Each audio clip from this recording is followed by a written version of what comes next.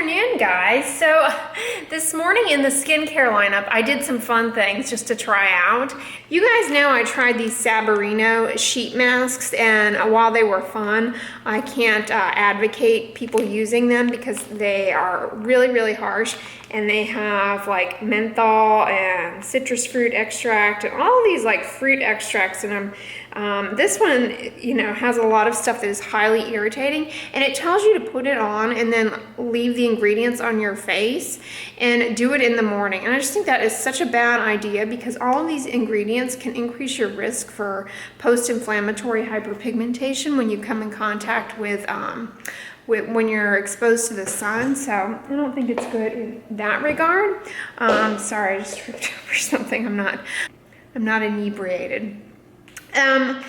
But I was kind of inspired by this to sort of try and do my own mask, if you will. And you guys know in my oily skincare routine, a couple of times a week I like to wash my face with that benzoyl peroxide mask. Sometimes I'll leave it on for a little while. And I showed you guys that I like this Dickinson's alcohol-free witch hazel as an astringent, just to kind of cut down on oil. Cotton Labo Clean Puffs that I got, and I soaked some of them in the Hada Labo hyaluronic acid lotion and put those under my eyes to wet skin, just as kind of an extra like under eye moisturizing thing. I was just sort of playing around, like, okay. And then I took the Dickinson's Witch Hazel and soaked some of them and applied it to my T-zone and then covered it with that silicone mask after using the benzoyl peroxide wash. And I found that was going to combat the irritation from the benzoyl peroxide and sort of soothe the mask. So you guys know that I've been trying to go through my chia seed thing that I had to have from Costco, that like massive stockpile that I fell for. Well, apparently that predilection is genetic because my mother decided to try out these Bob's Red Mill organic 100% whole grain quick cooking steel cut oats, and rather than just trying out a small bag, she committed to 88 servings of it. And guess what?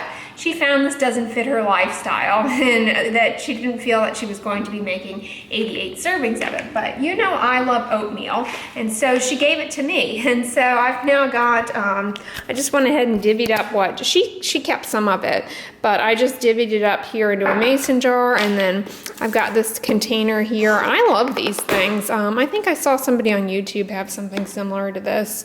I'm not sure. This is by Progressive, but it's intended for like brown sugar, I think, because it's got this little terracotta thing to keep things dry.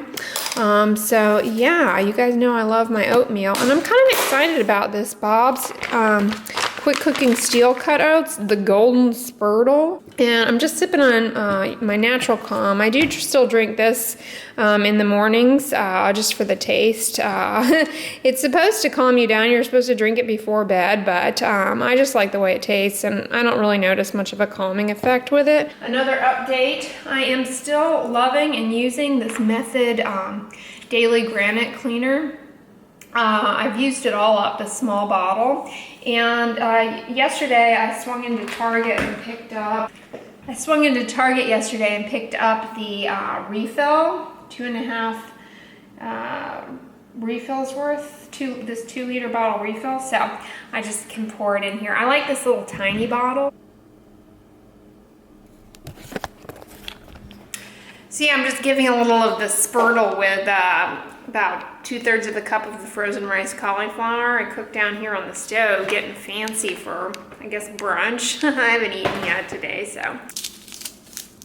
And I just sweetened it with 2 of these stevia packets here.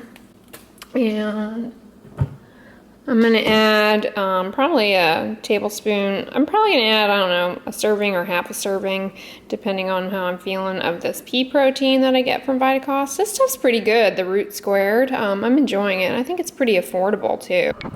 Well, these are really pretty cauliflower oats, so I will show you guys. See, I put the cacao powder in there, and they came out nice and creamy, and I've just topped them with a strawberry, some of those Enjoy Life vegan chocolate chips, just like 3 or 4 of them, and a little bit of, like maybe a teaspoon or so of this natural creamy peanut butter that I got at Kroger the other day for like 70 cents. And a dusting of my Golden Goddess chocolate elixir with the adaptogens and turmeric. Love that stuff. I'm having one of these FRCs that I love so much, and I've actually reconstituted it in hot water, so it kind of looks like a tea. So I've got that there, and my water. So that is what I'm gonna have, and I love, guys. So I hoard these spoons from the Tutti Frutti yogurt shop that has the vegan yogurts on the wall, you know, that you can top with whatever. I save my spoons and then I wash them, and they're excellent in oatmeal, but the other way that I love using them in my nutritional yeast as a scooper. Loving that. But anyways, I'm gonna have this and I'll check in with you guys later. I read that women over 35 are 53% more likely to end up alone. Amelia, Pinot Grigio, Chardonnay, or the house red this. Let's go in the car. All upstairs. Yeah. I was losing my mind. That would be every other day. I like to put together, I like to assemble my coffee the night before. That way when I stumble out of bed, I just have to crawl over to the stove and hit and turn it on to low. And you guys asked me how I prepare my coffee, and I've shared it in other vlogs before, but since there's new people here, I thought I would show you today. So if you've never seen one of these before, or the inside, but basically it's a receptacle here that houses the water, and then this little like cone device, and then this just screws on. And it's really neat because you just fill it up with water. There's a little steam stopcock kind of thing device here, and just inferior to that there is a fill line. So you fill them up to that, and then you take this little funnel device and you pack it with espresso roast coffee. I typically use Bustelo, but I also enjoy Lavazza, so I have that fired up here. This makes approximately 2 servings of espresso, and in the morning, as you guys see me do, I pour a serving at a time into my coffee cup, or if I have my biggie cup, then I pour both servings, and then I fill it to the top with boiling water. That constitutes an Americano. That's how I like to drink it. But you could just pour it into a little shot glass and drink it straight, or you could pour it over ice and add milk and make an iced coffee, or you could add milk, heated milk, whatever you so desire. Personally, I like my coffee black or with beauty dust. You guys ask me why I drink beauty dust. I drink it solely for the taste, not for any purported health benefit. And then you just screw the top on. And then the key is to put your stove on the very low setting. Put it on a low setting, and then, so I do that in the morning, and by the time I do Blogilates or whatever exercise, 10-minute exercise video I do, and do my face washing thing and come over here, it essentially percolates up. So what will happen is the low steam, this will get quite hot actually, even on that low setting, and it will slowly allow the coffee to come up through the side. It'll slowly allow the water in the bottom to steam up and nicely permeate the coffee layer, and then it comes up through this spout in here, and this fills with coffee, with espresso. And so when it's done, you'll hear there'll be a little gentle hissing sound, very gentle, and you can open it up, you'll see that it's full and it's ready to go. Well, guys, my crock pot dinner is already getting going here. I got a zucchini, I got some fresh onions, some garlic, and a little bit of, I got a little corn in there too. Fun fact, you can just take fresh corn and throw a few chunks on in, and it'll steam cook down and infuse the broth quite nicely, So I'm enjoying that, and exciting news, I polished off the Simple Truth Organic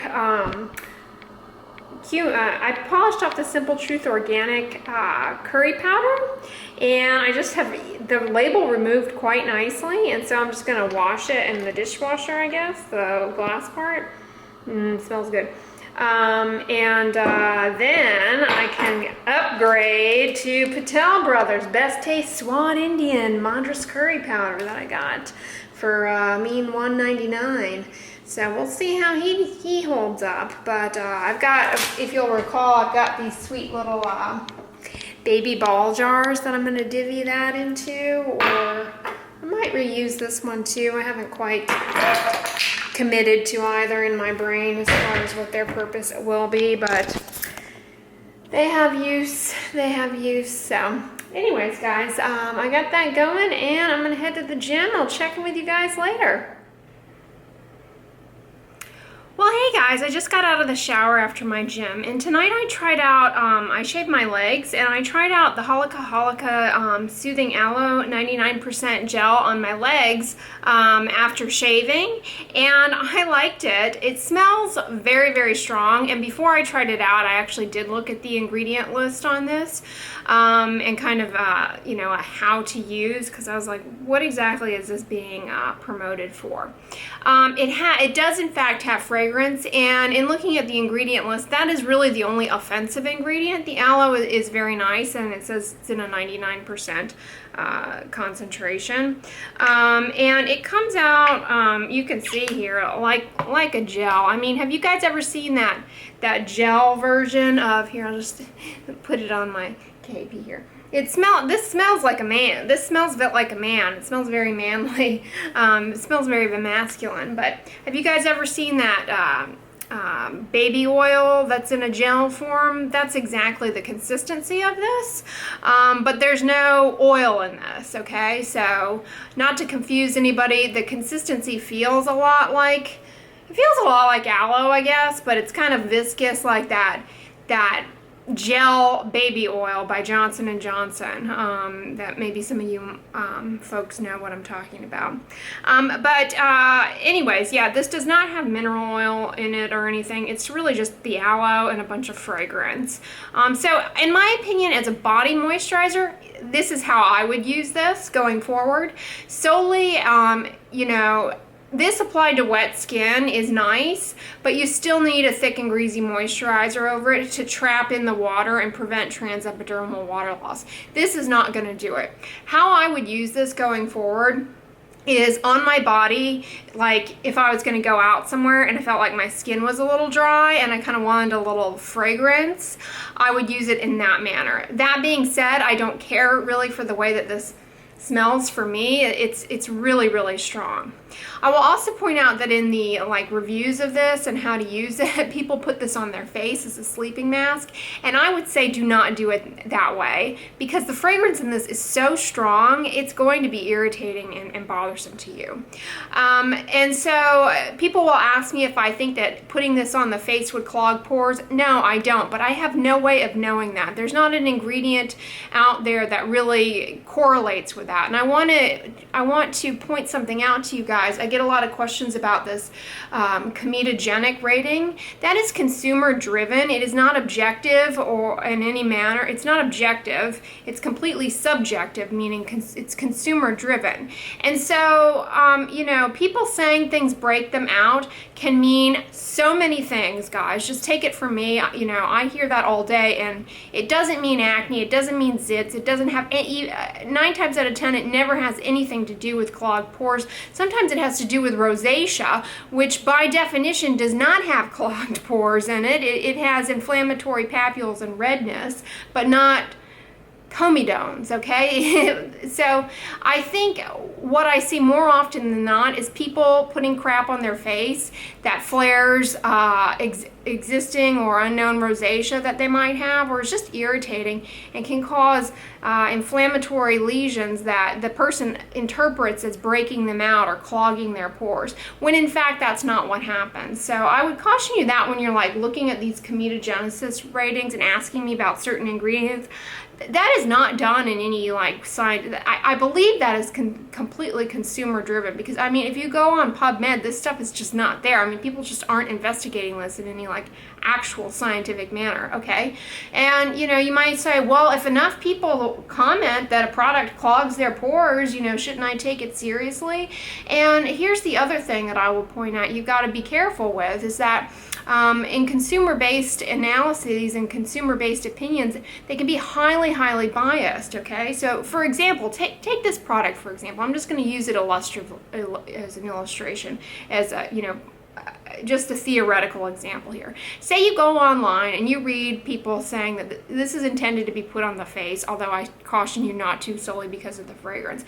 But say you go online and like a bazillion people say, this broke me out. And you may say, well, if enough people say that, it must be true. Well, here's the thing. This is a product that is aloe, right? So who's going to want to do this? People with dry, irritated, inflamed skin, all right? Already a collection of people in a subgroup, okay? And people with that type of skin may believe that they have just dry skin, but really they may have rosacea, okay? And so already you have a cohort of people that is not equally weighted against the general population, okay? And so that's going to bias their outcome, because they may put this on their face, be incredibly irritated by the fragrance, and perceive it to be that it's breaking them out, okay? Likewise, people who have just sustained a sunburn may want to put this on their face, and they may have a flare of acne and or rosacea as a result of the sunburn, which can and often does occur, and they may interpret it as related to this product. So you have to be careful when you're like going off of, I mean, any consumer. That's why I don't read consumer reports for that reason. I mean, to me, it's irrelevant.